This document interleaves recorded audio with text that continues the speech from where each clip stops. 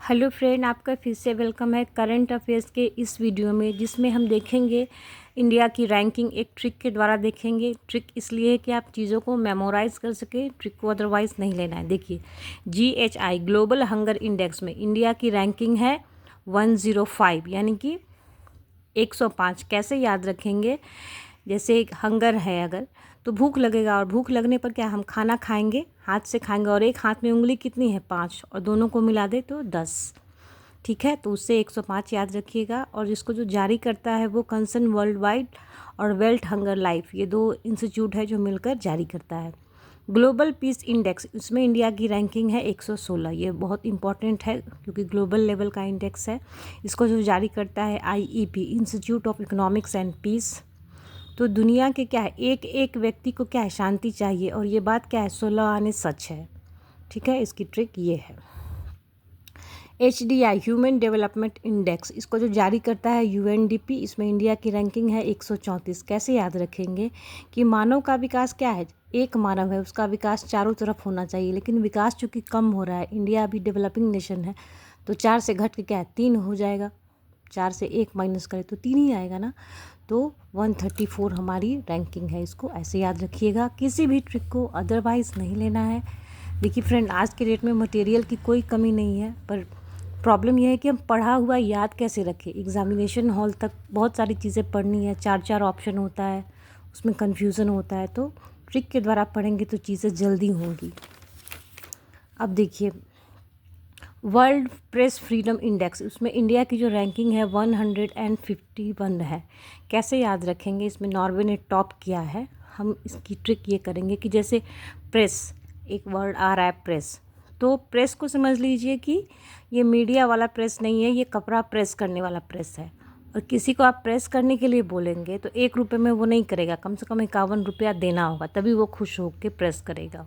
ठीक है, ट्रिक को अदरवाइज़ नहीं लेना है। विश्व खुशहाली रिपोर्ट, उसमें इंडिया की रैंकिंग कितनी है 118। इसमें टॉप किया है फिनलैंड ने, और इसको जो जारी करता है UN सस्टेनेबल डेवलपमेंट जारी करता है। इसकी ट्रिक ये याद रखिएगा कि सबसे ज़्यादा हम खुश कब होंगे, 18 ईयर्स के जब होंगे, तब हमको वोट देने का भी राइट हो जाएगा। एक्टिव पार्टिसिपेशन हमारा कंट्री के लिए बढ़ेगा, तो उससे 1 और 8, मतलब एक व्यक्ति जो 18 साल का हो जाएगा बहुत खुश हो जाएगा। Global fire power index, India की रैंकिंग है 4। कैसे याद रखेंगे? क्योंकि ग्लोबली हम पावरफुल है, तो क्या है, हम चारों दिशाओं से अटैक कर सकते हैं, तो उससे 4 याद रखिएगा। ट्रिक को अदरवाइज़ नहीं लेना है। कार्गो हैंडलिंग में टॉप किया है इंडिया का जो ये पोर्ट है उड़ीसा, पारादीप, ये उड़ीसा में है। आप ज्योग्राफी में अगर NCERT वगैरह पढ़ते होइएगा तो वहाँ लोकेट भी किया रहता है। कैसे याद रखेंगे? जैसे कार है, तो कार क्या है, गो कर रही है, जा रही है, तो किसी चीज़ को क्या है, वो पार ही तो करेगी, सड़क पार करेगी। तो पार से कब आएगा, जब आप पारादीप लिखेंगे तो पहले पार लिखेंगे, उसके बाद ही दीप लिखेंगे। अच्छा, QS world future skill index, उसमें इंडिया की जो रैंकिंग है वो 25 है। तो 2 और 5 को जोड़ दे तो 7 आएगा। और स्किल्ड लोगों की ज़रूरत क्या है, 7 दिन रहती है, तो उससे याद रखिएगा कि 25 है। अच्छा, ये देखिए ग्लोबल टेररिज्म इंडेक्स, उसमें इंडिया की जो रैंकिंग है वो हमारा 14 है। इसको जो जारी करता है institute of economics and peace. कैसे याद रखेंगे कि 14 है, तो एक आतंकवादी क्या है, चारों दिशाओं से कहीं से भी हमला कर सकता है, तो उससे 14 याद रखिएगा। ट्रिक को अदरवाइज़ नहीं लेना है, ये बस आपके एग्ज़ाम के क्वालिफाई करने के लिए है कि हम पढ़ा हुआ कैसे याद रखें, क्योंकि एग्ज़ाम में एक नंबर काउंट होगा, एक भी छूटा तो 1 साल बर्बाद हो जाता है। ये देखिए स्टैनफोर्ड AI इंडेक्स, उसमें भारत की जो रैंकिंग है 7 है। तो AI पर क्या है, अभी ChatGPT वगैरह काफ़ी न्यूज़ है, तो क्या है, 7 दिन चर्चाएं होती रहती है, तो इसे याद रखिएगा। टॉप किया है US ने, इसको जो रिलीज़ करता है वो स्टैनफोर्ड यूनिवर्सिटी, आपको पता ही होगा USA में है। गंगा नदी डॉल्फिन सर्वेक्षण, उसमें सबसे ज़्यादा डॉल्फिन की संख्या पाई गई है UP में। तो सबसे ज़्यादा चूँकि पॉपुलेशन है, तो क्या है, it will make the state up, proud feel होगा।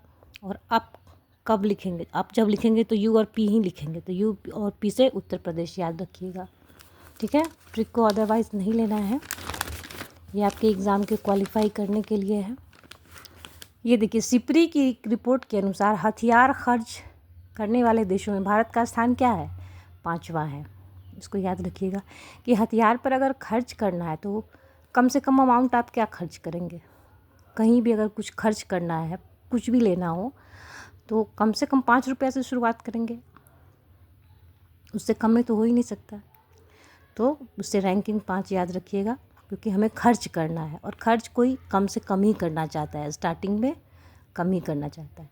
CCPI जलवायु परिवर्तन प्रदर्शन सूचकांक में भारत की रैंकिंग है 0, इसमें टॉप किया है डेनमार्क ने। तो जलवायु परिवर्तन क्या है? एक जलवायु ही ऐसी चीज़ है कि अगर नहीं रहे तो हम सारे लोग 0 हो जाएंगे, हमारा वजूद ही ख़त्म हो जाएगा। तो 1 और 0 जब लिखेंगे तो 10 आएगा। ठीक है, ट्रिक को सिंप्लीफाई किया जा रहा है कि आप एग्जामिनेशन हॉल तक याद रख सकें। भ्रष्टाचार अवधारणा सूचकांक ट्रांसपेरेंसी इंटरनेशनल इसको जारी करती है, इसमें इंडिया की रैंकिंग 9 है। तो देखिए, जो भ्रष्टाचारी लोग होते हैं वो चीज़ों को तोड़ मरोड़ कहीं पेश करते हैं, तभी तो अपना नेचुरल इनकम जो रियल है उसको नहीं दिखाते हैं। तो 9 को अगर तोड़ मरोड़ कर दे, उल्टा कर दे, तो 6 ही तो हो जाएगा। 9 6 96 हो जाएगा। नोमैड पासपोर्ट इंडेक्स में भारत का जो स्थान है 148 है, इसमें टॉप किया है आयरलैंड ने। भारत की सबसे अमीर महिला व एशिया की सबसे अमीर महिला बनी है रोशनी नाडर मल्होत्रा। ये बहुत इंपॉर्टेंट है, एक तो ह्यूमन वाला क्वेश्चन है, दूसरा है कि एशिया की भी है और इंडिया की भी है।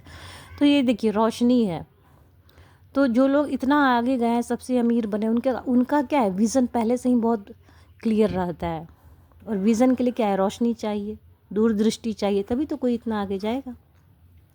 तो उसी रोशनी से रोशनी नाडर मल्होत्रा आप याद रखिएगा। ये बहुत इंडिया के लिए भी अचीवमेंट है और इनके पर्सनल लाइफ के लिए भी बहुत बड़ा अचीवमेंट है, बधाई की पात्र रहेंगे।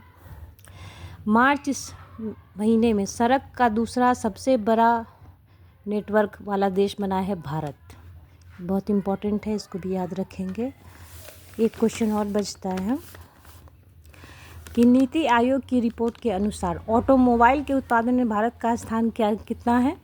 तो वो है 4 है ये।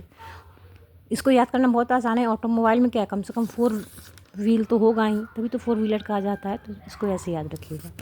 तो इस वीडियो में इतना ही है।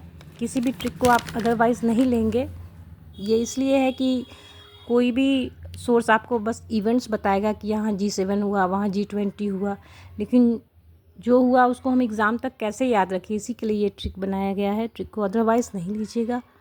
All the best, good luck for your exam.